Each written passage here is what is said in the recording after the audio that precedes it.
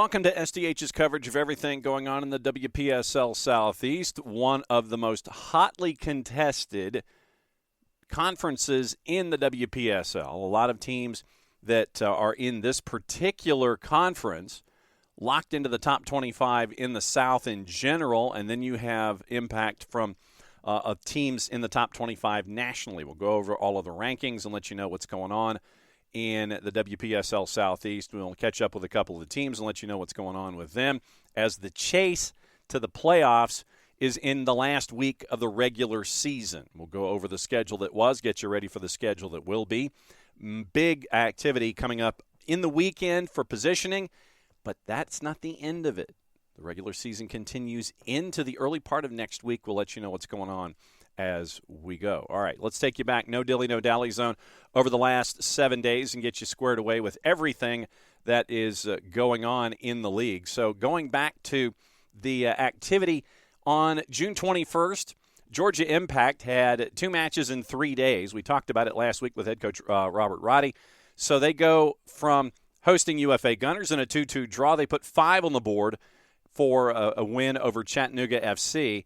We will catch up with Chattanooga FC as they got back to Fort Finley as our match of the week coming up in just a little bit. On Saturday, activity with 865 Alliance at Hardin Valley. They drew Nashville Rhythm at 2s. Then also on Saturday, Georgia Impact once again. They end up with 3 matches in a 5-day period. Home to Gunners at Cherokee, home to Chattanooga at Cherokee, and then having to turn around and go to Davidson Academy in the Tyler Beasley Soccer Complex to play FC Nashville Wolves.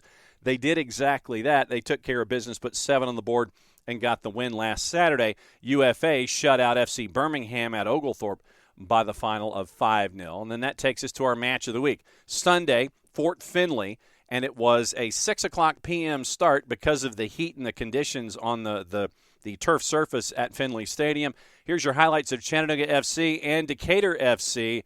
Our Gabe Schrei and Matty Cruz on the call, courtesy of Chattanooga FC, their own selves. Chattanooga resetting, land through traffic. CFC loses it near midfield, poked away by Decatur. El Shami backwards with the ball, trying the edge of the circle. This is Emma Chapman. She's got it. Long rolling pass down into the 18. Decatur a shot to the right side, and they bury it. 1-0. In our 10th minute of play, Decatur takes the early lead. An absolute beautiful sequence from Decatur. I mean, that pass from Emma Chapman says it all. Just the way that she was able to pick that out, and Decatur being able to completely squeeze right by the defense of Chattanooga, completely caught him unaware and was able to slip it past Verino. Chipped from the 18, Chattanooga puts us back underway. Decatur again, the black and gold, working it down from the edge of the 18. She strikes it top shelf left side for the score. 2-1 Decatur Football Club out in front on the road in Chattanooga. An early score to start the second half for Maysoon El Shami. What a great response from Decatur. I'm speechless. That was a beautiful goal from El Shami. Able to pit it out. She had options, but she said, I'm going to take it myself. And put it right there in that top shelf. I mean, whew, what a beauty. That's her third of the season. And centering feed, backdoor, same position, other side. She scores it the second time. Unbelievable. Decatur, a pair of goals to open the second half. Now in our 49th minute, it's 3-1, black and gold lead. Decatur have been putting on the pressure since that whistle has been blown. The white and navy can't tackle it away. Back along the circle, Chapman, 1-2 passes to the touchline. Decatur tries the long ball over the top. What a feed. She stays with it onto the penalty arc and into the 18. Struck right side. 4-1 Decatur. What an unbelievable individual bit of footwork to score that. An incredible showing. 4-1 final for Decatur FC. And in the week that is, as we come into the weekend, one match on your Thursday, and it was 8-6-5 as they went to Tyler Beasley and Davidson Academy to take on FC Nashville, and 8-6-5 put 6 on the board to get the win. That gets us ready for the standings and lets you know where everything is heading into the last week of the regular season. And for all intents and purposes in the Southeast, it's chaos and there's math. So here we go. 5 teams chasing after playoff spots. UFA Gunners at 5-2. They have the same record as 865 Alliance. They both have 17 points. UFA Gunners have 27 goals scored. They've given up 6. 865 Alliance has scored 22. They've given up 7. Same goals difference and goals scored and goals allowed for Nashville Rhythm. They're at 16 points right now with a record of 5-1-1. 7 matches played for Georgia Impact. They are at 4-2-1, and they are at 14 points. They've only given up 4 goals all season. That gets us to team number 5 in the mix. Decatur FC, after their 6 matches, they are at 4-1-1. They've scored 20. They've only given up 3. 5 teams chasing after the playoffs right now. Decatur FC with 2 matches, and they could finish with 19 points. We'll catch up with the Decatur FC story coming up in just a little bit. The bottom half of the bracket, Chattanooga FC, 1 win in 6. They are at 3 points. Same for Atlanta Fire United. FC Birmingham has played 1 more match. They have one win as well. And FC Nashville still chasing after that first win of the season here in 2024. Speaking of Decatur FC, as promised, we caught up with assistant coach Jack Marchant to find out what's going on with Decatur FC as they are getting ready for this late season push involving schedule compression and chasing after this top spot in the conference. So you had the friendly when we last saw each other Friday night, and it was, I think it was an interesting exercise so folks could get reps and so you could see folks and see where work might need to go as you continue here in the season. What were some of your takeaways from the matchup against Tormenta? It was nice to kind of have a friendly at this point in the season, just to try out a couple things. We kind of went in with 2 separate game plans, one for the first half, one for the second half, just to see with what we've got, with a couple of players having to go back to school and whatnot. You know, that's just the trials and tribulations of summer soccer. So it was nice to get that out, and it was nice to see both worked. I mean, Torment had a very, very positive young side. They caused us some problems early on. And it was just a good exercise all around. You know, it was nice to score 2 goals early on, but to concede straight away. So, you know, that built in adversity, and we responded well and finished the first half strong. They came out flying again and scored and put us under a little bit of pressure, but we kind of settled ourselves down and finished the game bossing it for most of it, which was nice. And I think that set us up really well for Sunday, going on the road to Chattanooga. So then you go on the road to Chattanooga, you take care of business there, and it was a 4-1 win by the time you were done. Now that you've had a couple of days to digest the league match, what sticks in your head? It was a really good all-round performance from the girls. We discussed it in the locker room beforehand and at halftime. It's the hardest thing to do in sport is go on the road and win. Again, it was a 2 to 2.5 hour drive for a lot of the team, and it was possibly the hottest I've ever been up there on the turf at Finley Stadium. They moved kickoff forward an hour as well, I think for travel purposes, but that meant it was hotter.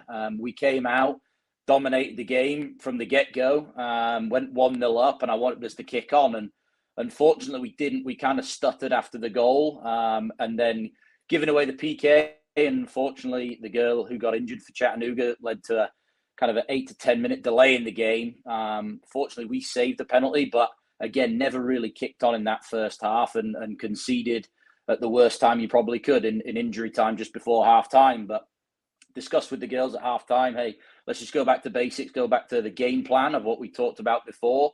And we came out the gates flying and scored 2 in the first 3 minutes. And from there, really controlled the rest of the game, which is a huge positive. And I think when the difference in the first half and the second half, when we scored the goals, we kicked on.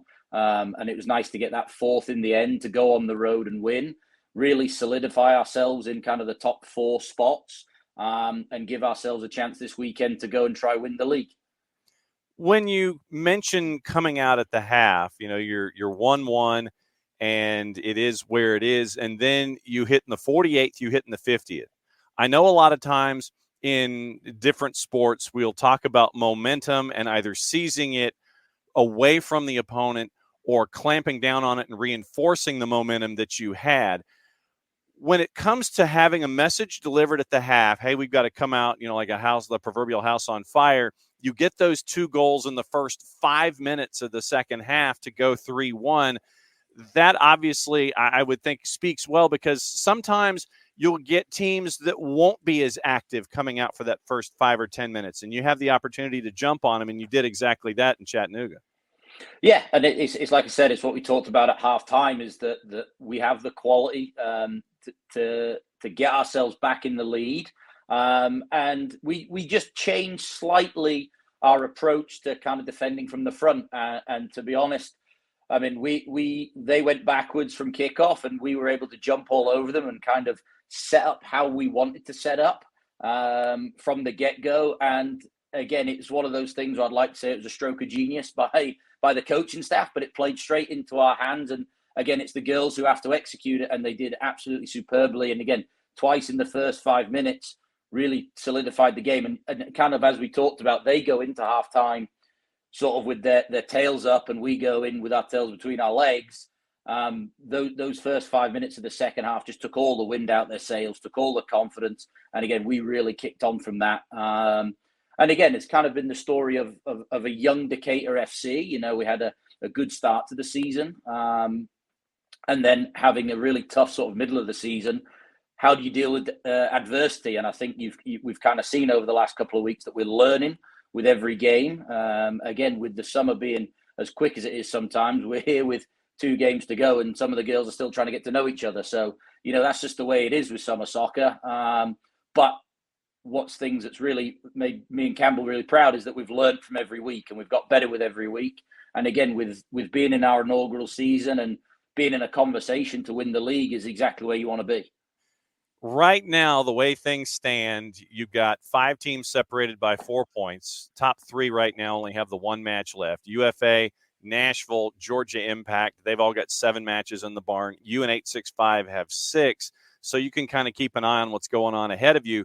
But at the same time, knowing that this matchup at home is going to mean that much more, how do you keep it from being bad pressure going into a situation? Because it's a home match, because it means so much. How do you keep them focused on the task at hand and not locked into, oh, crap, there's a lot that's on the line here?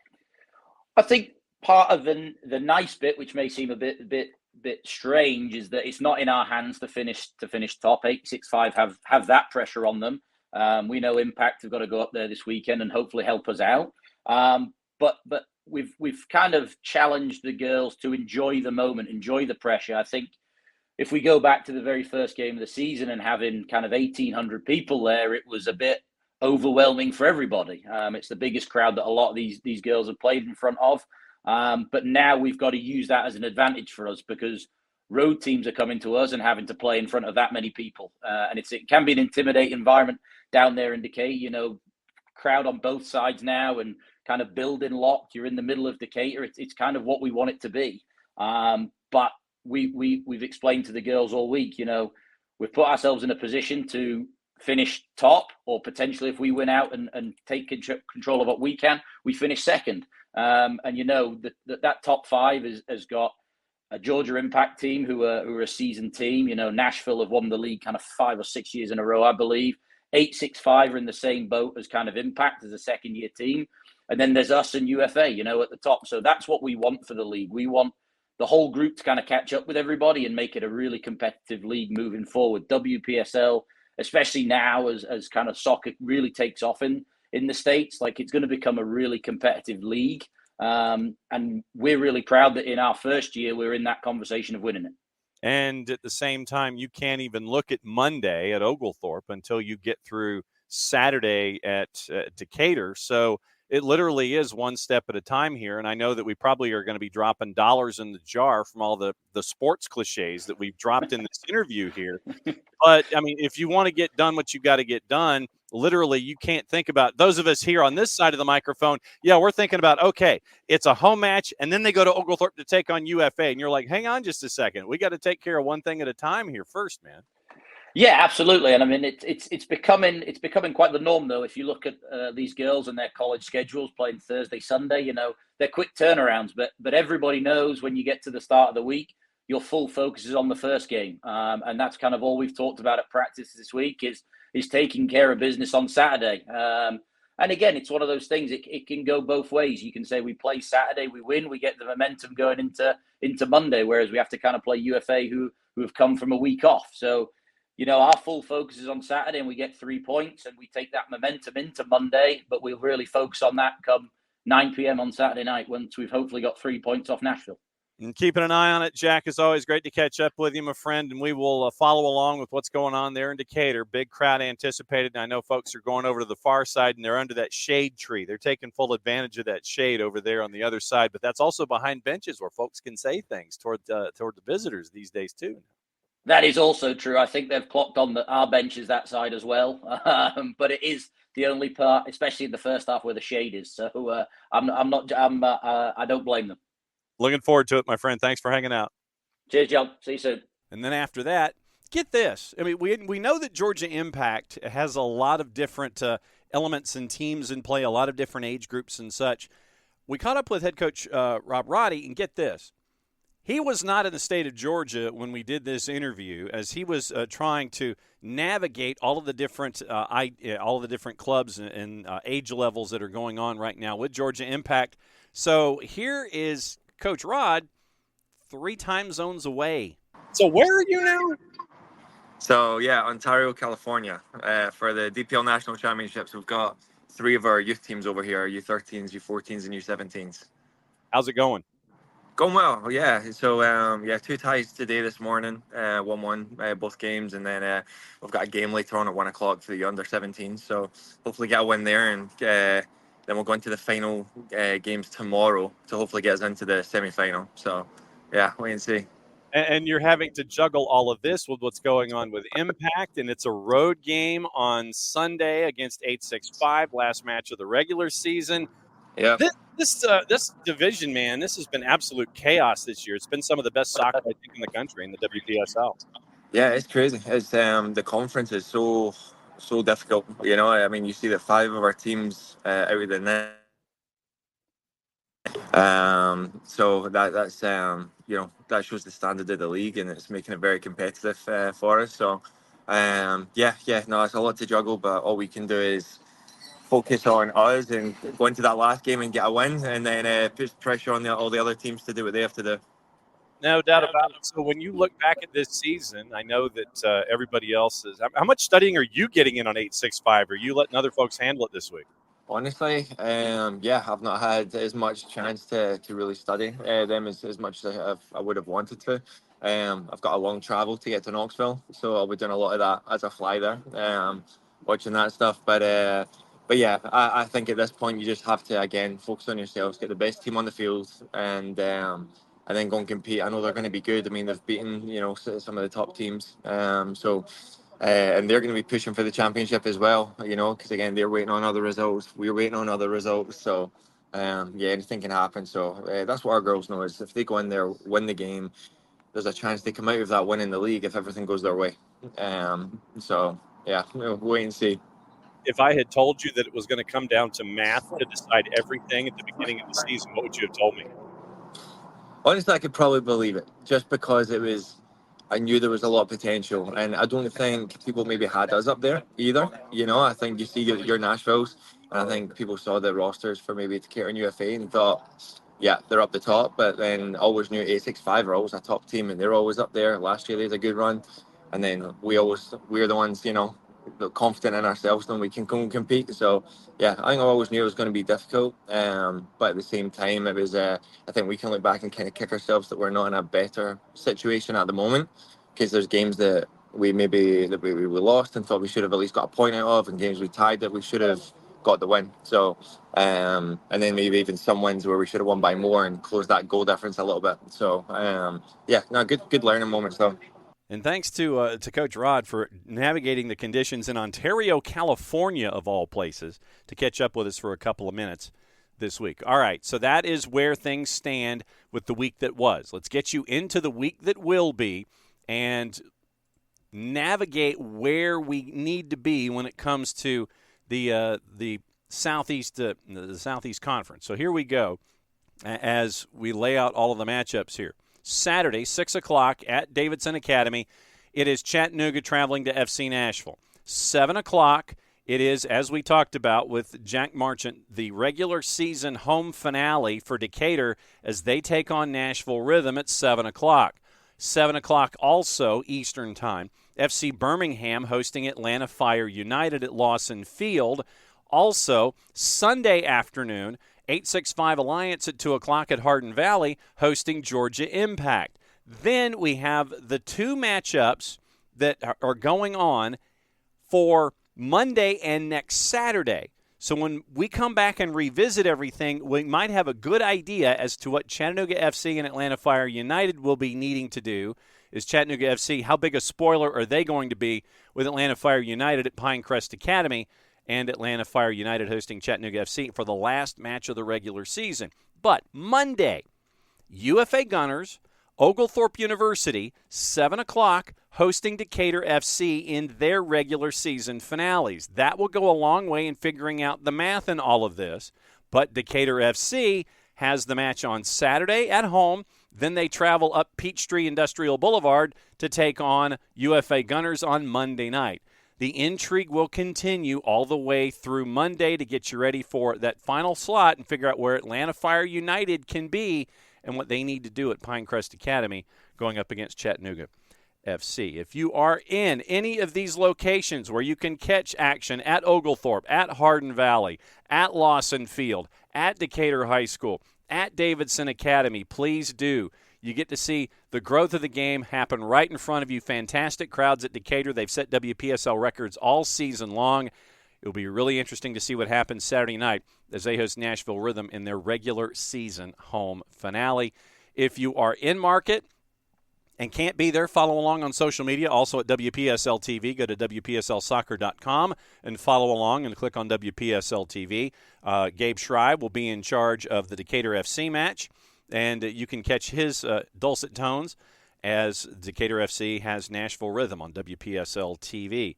If you cannot, once again, be there in person and be in market, if you're out of market, still want to follow along on social media at WPSL on the Twitters and at WPSL TV on your favorite mobile device. And you can catch up with everything that goes on here with the last full regular season weekend leading into the chaos of July 6th and figuring out where things need to be when it comes to the WPSL Southeast.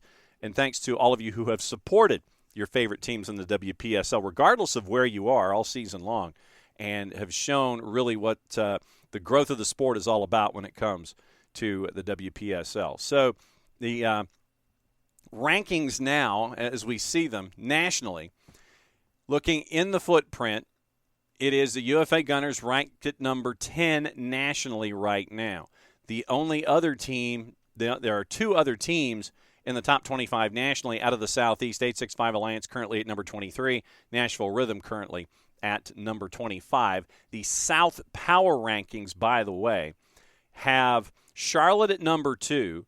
They have UFA at number 3. 865 at number 4. Nashville Rhythm at 5. Decatur FC at 6. Georgia Impact at 7. So that should tell you all you need to know about the Southeast right now. The South Power rankings has 3, 4, 5, 6, and 7.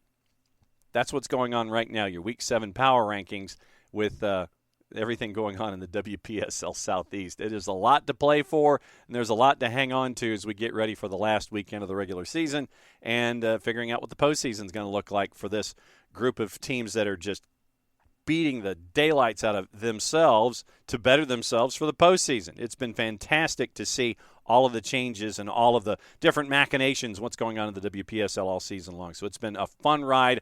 It's far from over, but we will let you go enjoy your matchups this week and get you ready for the last weekend of the regular season and the last action of the regular season. We figure out what the postseason is going to look like. So for everybody here at SDH, thanks for dropping by. Thanks to our friends at Decatur FC and at Georgia Impact for letting us eavesdrop on what's been going on with them all season long. I'm John Nelson. Thanks for dropping by here on SDH. That's the SDH and WPSL. Play it safe, everybody. Enjoy the games. We'll catch up with you and figure out what the end of the regular season is going to look like.